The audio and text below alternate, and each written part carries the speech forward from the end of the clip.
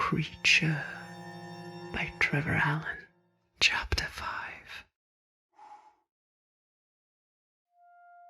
Autumn passed, and I saw with surprise and grief the leaves decay and fall. The winter came again, and an entire revolution of the seasons had taken place since I awoke into life. My attention was focused on my plan of introducing myself to my protectors. I decided to enter the cottage when the blind old man was alone. One day, the young man and woman went for a walk. I approached the door of their cottage and knocked. Who is there? Pardon my intrusion. I am a traveler in need of a little rest. You would greatly oblige me if you would allow me to sit by the fire for a few minutes. Please enter, and I will try to help you. I'd be glad of the company. Unfortunately, my children are out, and I'm afraid my eyes aren't what they once were. But there is food. Oh, don't trouble yourself. I have food. It is only warmth and rest that I seek. Your accent. Are you from here? No, but I understand the language. I am going to claim the protection of some friends that I love. But I am an unfortunate man. I have no other relations in the world. These good people that I am going to have never seen me and know nothing about me, but they're my one hope. I'm afraid that if I fail there, I'll become an outcast forever. To be friendless is truly sad. But the hearts of men are full of love and charity. Don't despair. If these friends are good and kind... They are kind. They are the best people in the world. But they might not see me for what I really am. My life has been harmless, even beneficial, but a fatal flaw might cloud their eyes. I am deformed from birth. Where they should see a creature with feelings, they would only see a monster. That is unfortunate. But if you really are harmless, then can't you get them to see past your skin?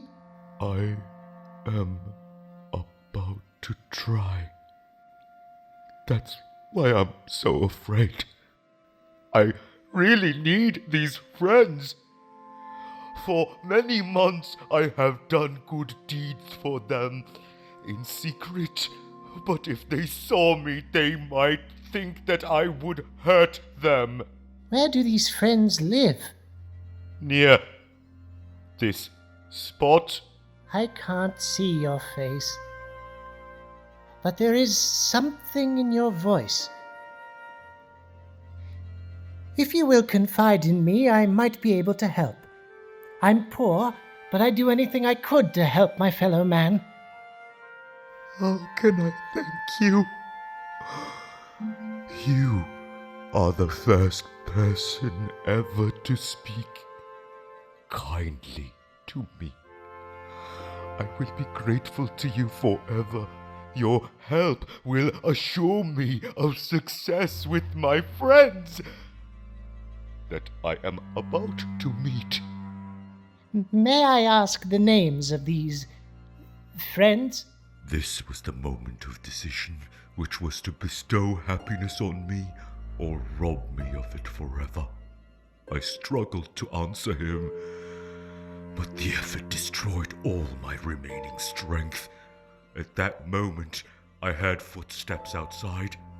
I grabbed the hand of the old man and said, "Now is the time! Protect me! You and your family are the friends that I seek." My God! What are you? At that moment, the door opened and his children entered. The horror on their faces still haunts me today. She fainted. He ran forward and tore me away from his father. Then he knocked me to the ground and struck me violently with a piece of firewood. I could have torn him limb from limb. But my heart sank inside me and I refrained. I tried to speak to him, but he just kept beating me until I was overcome and ran into the woods.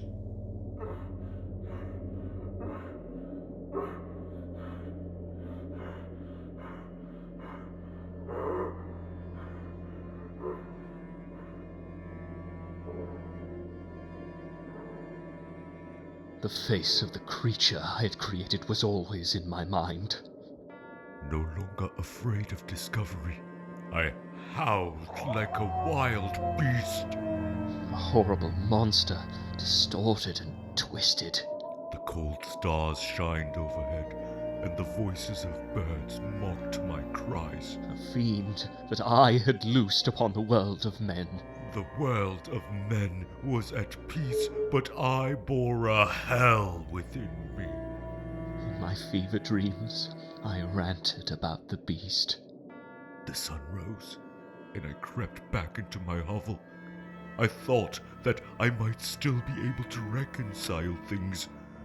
So I sat there, silently, expecting my family to wake like they always did. My words surprised Clerval. I waited all day in utter, stupid despair. The shadows grew long, but they didn't appear. At first, he thought my illness was due to exhaustion. My family had left me in the night, breaking the only bond that held me to your world. But the longer my recovery took, the more he became convinced that it was due to some terrible event. Hatred filled my mind, and for the first time I craved revenge. I didn't even try to control myself. When the darkness came, I piled firewood all around the cottage. A fierce wind rose and cut through me. I lay insensible for a time with a kind of insanity. I set fire to a dry branch and danced around the hovel. I screamed at heaven until it hurt to breathe. I remember the first time I became capable of observing the outside world again. When the moon went down, I torched the only home I have ever known. The wind fanned the flames. The snow and the fallen leaves were gone, and the trees outside my hovel my window caught fire, came back to life. and then it all went up in smoke.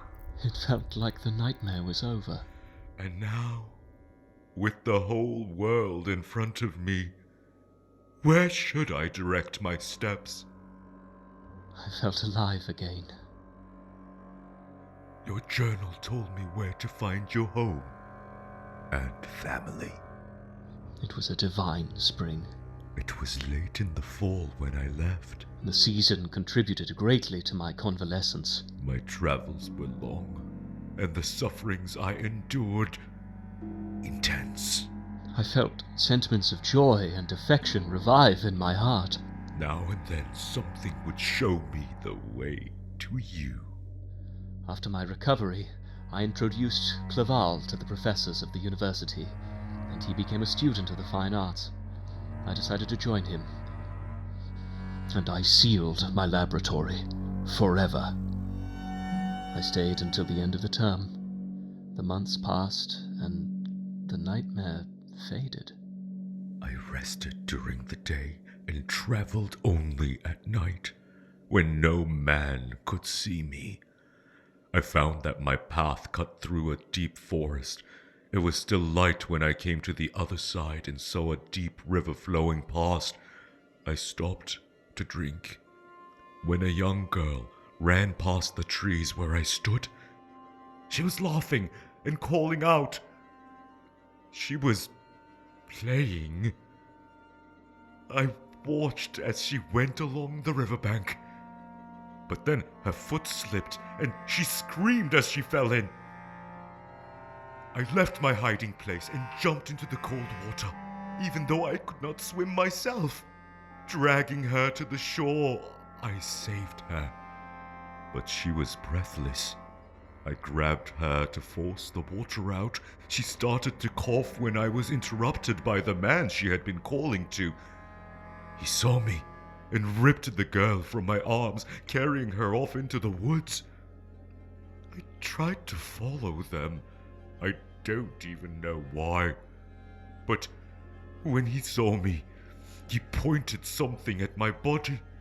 There was a loud noise, fire, and smoke, and then there was pain. I fell to the ground, broken flesh and bone.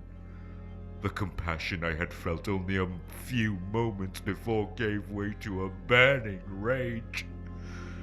Since that day, I have vowed eternal hatred and vengeance on all your kind. The past year seemed unreal somehow, an improbable fiction. After some weeks, my wound healed, and I continued my journey. My return to Geneva was set for the spring. It was spring when I reached Geneva.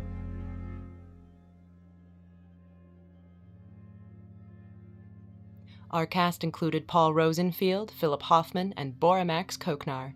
The entire production was under the direction of yours truly, Alika Spencer-Koknar, and stage managed by Miranda Whipple.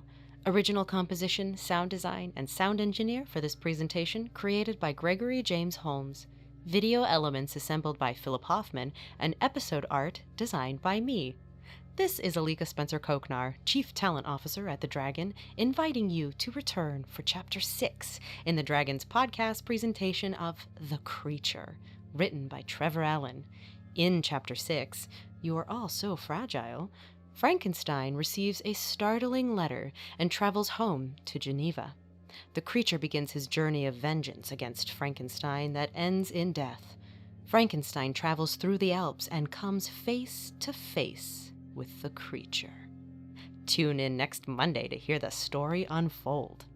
Dragon is a non-profit that depends upon the generosity and participation of you. No gift is too large or too small to make an enormous impact. You can feed the Dragon directly online at www.dragonproductions.net/CRE donate. All proceeds made from this link will go directly back to the Dragon, as well as the artists that made this podcast possible, because only together can we help the arts thrive. Thank you so much for listening.